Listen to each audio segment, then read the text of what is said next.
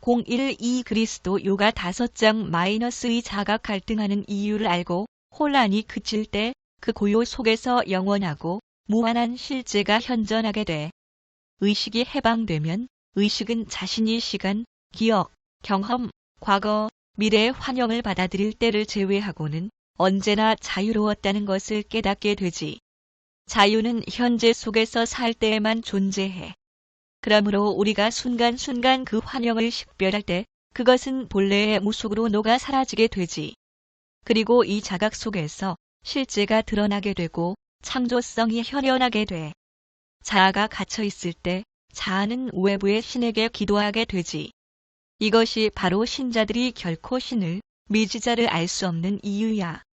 대부분의 사람들은 외부의 신을 믿고 있어. 외부의 신을 믿는 이상 그들은 결코 신을 알지 못할 거야.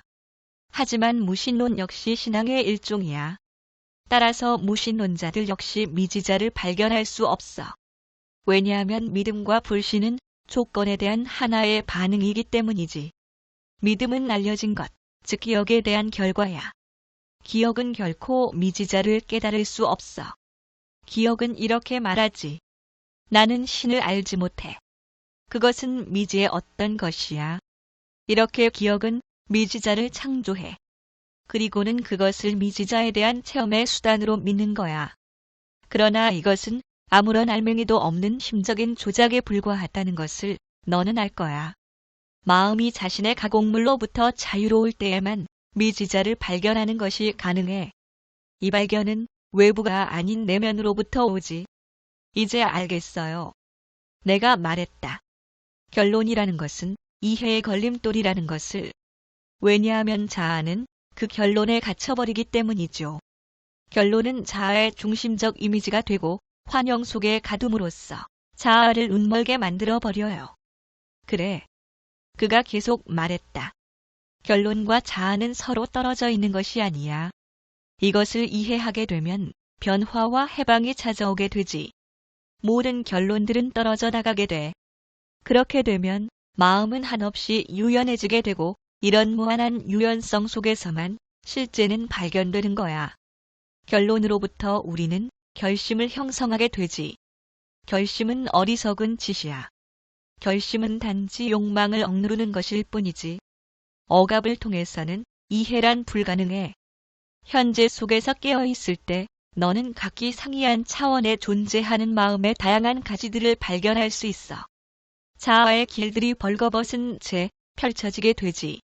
높은 차원이건 낮은 차원이건 질투하게 되면 질투에 의해 묶이게 돼.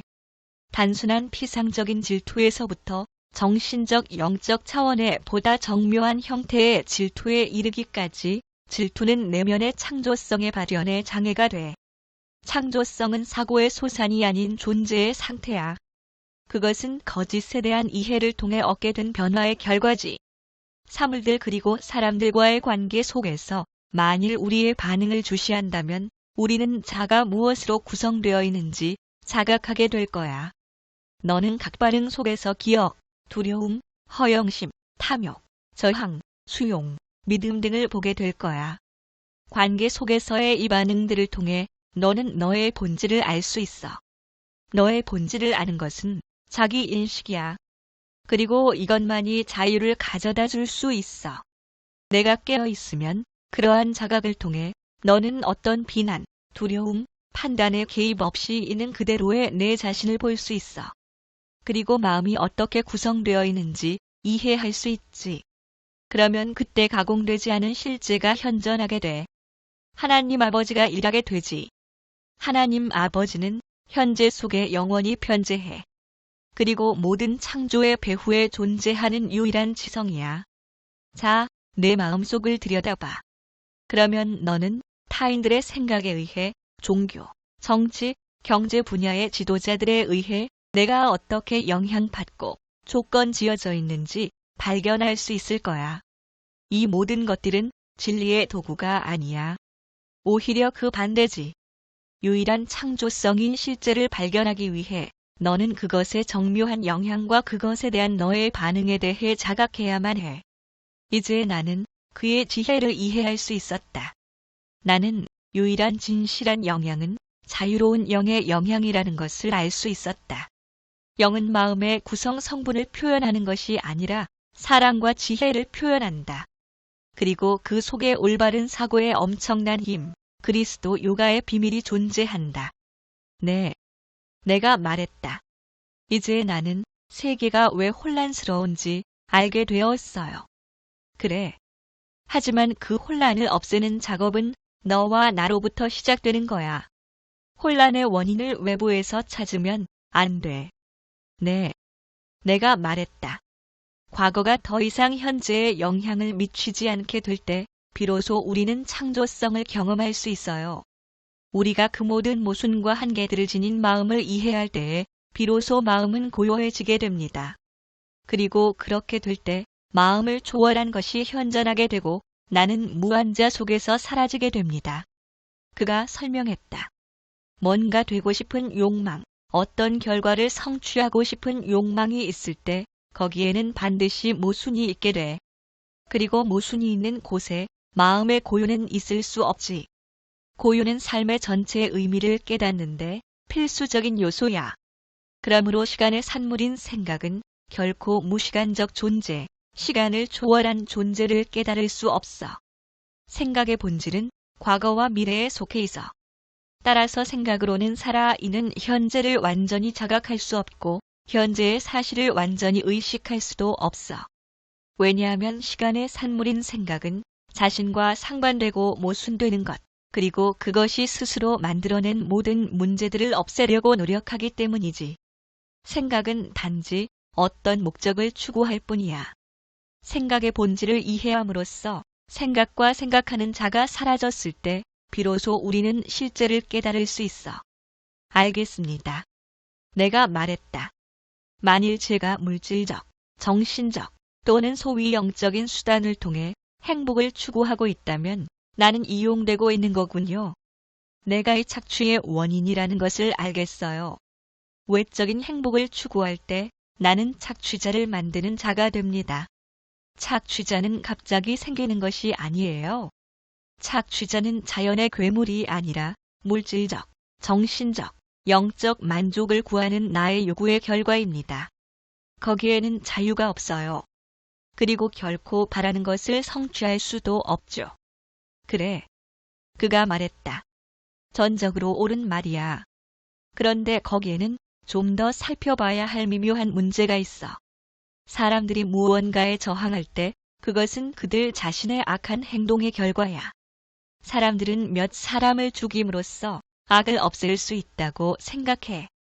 악한 행위를 한 사람을 사형시키고 감옥에 가둠으로써 악을 없앨 수 있다고 생각하지. 하지만 그건 악을 더 부추길 뿐이야.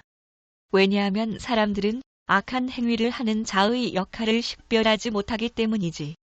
잘못된 방법으로는 결코 올바른 행위를 끌어올 수 없어. 살인자들을 죽이는 단순한 방식으로는 평화를 가져올 수 없어. 그것은 너 역시 살인자가 된다는 것을 의미하거든. 우리가 상이한 국적, 종교, 이데올로기에 따라 패를 나눈다면 공격자와 방어자가 생기게 되지. 방어자는 언제든 공격자가 될 수 있어. 우리가 무지, 전통, 습득, 이상, 추종 등을 통해 어떻게 조건 지어져 왔는지 인식할 때까지 평화와 자유는 있을 수 없어. 악은 악을 통해 극복될 수 없어. 악은 어떤 상반되는 행동을 통해 극복될 수 없어. 그것은 더 많은 공격과 더 많은 악만을 초래하게 되지.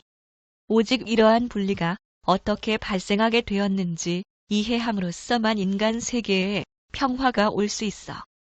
평화는 공격의 결과로 생기지 않아. 평화는 전쟁을 통해 생기는 것이 아니야. 평화는 오로지 공격성, 국가주의, 종교 조직 등 이 모든 전쟁의 원인들을 이해하고 그것들이 녹아 사라질 때에만 찾아와. 그렇게 되었을 때 비로소 사랑, 신, 평화가 현존하게 되지. 그것들은 만들어지는 것이 아니라 영원한 현재야. 너는 평화를 창조할 수 없어. 사랑 평화는 유일자의 근본 원리야. 그것은 세계가 존재하기 전에 존재했어. 그것은 유일한 실제야. 나는 유일자이다. 나 외에 다른 자는 존재하지 않는다. 영성은 모든 것을 포괄해. 그 속에는 어떤 차별도 분열도 욕망도 존재하지 않아. 무지의 그물로부터 해방되기 위해서는 너는 반드시 너 자신의 생각으로부터 해방되어야만 해. 그리고 모방과 전통과 권위의 노예가 되기를 거절해야만 해. 세계에는 이기심의 바탕을 두고 있어. 그 이기심은 환영, 두려움, 모순에 가득 차 있지. 인간은 두려움 속에서 무의식적으로 행동하고 무책임하게 돼.